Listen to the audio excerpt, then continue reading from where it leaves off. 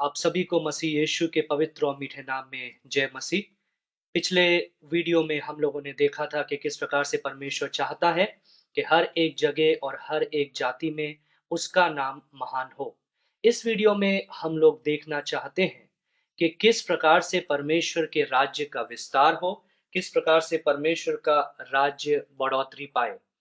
इस बात को देखने के लिए हम लोग मरकुस 4 उसका 26 से 29, मरकुस रचित सुसमाचार उसका चौथा अध्याय उसका 26, 27, 28 और 29वां पद, इस पद को हम लोग पढ़ेंगे और पढ़ करके इस पे मनन करेंगे और देखेंगे कि परमेश्वर का राज्य का विस्तार किस प्रकार से किया जाए।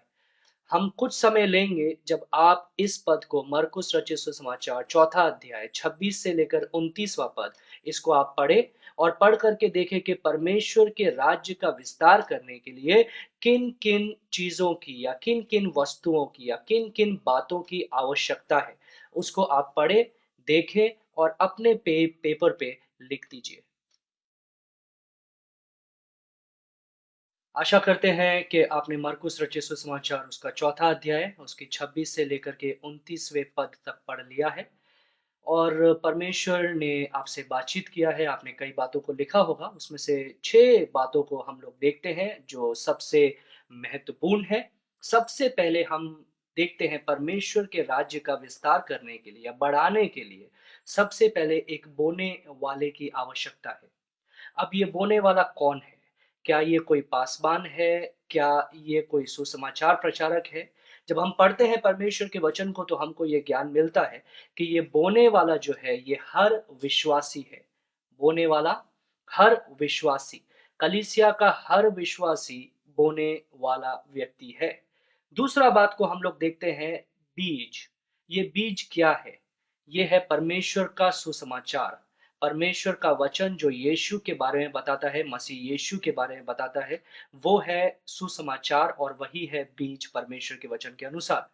तीसरा बात हम लोग देखते हैं, भूमि। ये भूमि क्या है? ये भूमि हर एक अविश्वासी का हृदय है, जो परमेश्वर को अभी तक नहीं जाना है, जो खोए हुए हैं, अपने पापों के अंदर मरे हुए हैं। इनकी जो हृदय है या इनका जो मन है, वो है बीज बोने वाली, सुसमाचार का बीज बोने वाली भूमि। चौथा बात हम लोग देखते हैं, ऋतु। ये ऋतु क्या है? ये समय है जो परमेश्वर अपने समय में अपना कार्य को करता है।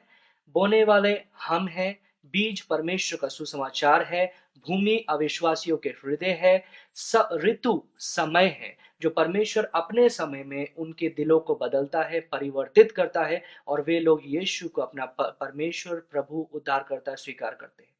पांचवा हम लोग देखते हैं, ये सबसे महत्वपूर्ण है, ये है पवित्र आत्मा। हम कितना भी बीज बोले, हम कितना भी जाके सुसमाचार सुना लें, लेकिन अगर पवित्र आत्मा का कार्य नहीं है तो कुछ भी नहीं हो सकता है। बढ़ोतरी का काम पवित्र आत्मा का है। जिस प्रकार से हम लोगों ने इस दृष्टांत में देखा है कि बीज बोने वाला बीज बो करके निकल जाता है, लेकिन पृथ्वी आप फल लाती है, पहले अंकुर फिर बाल, तब बालों में तैयार दाना। ये जो है, ये है पवित्र आत्मा जो अपने समय में अपने कार्य को करता है। छठा बात जो हम लोग देखते हैं इस दृष्टांत के अनुसार, वो है हँसिया।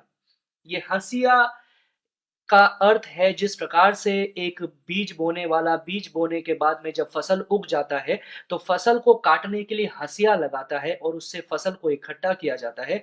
उसी प्रकार से जब अविश्वासियों के मन पवित्र आत्मा के द्वारा, परमेश्वर के वचन के द्वारा, सुसमाचार के द्वारा बदल जाते हैं, तो हँसिया का अर्थ है कि हम उनको काटते हैं और परमेश्वर के राज्य के अंदर इकट्ठा करते हैं।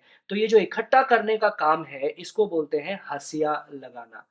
आशा करते हैं कि परमेश्वर ने इस दृष्टांत के द्वारा आप में से प्रत्येक से बातचीत किया होगा।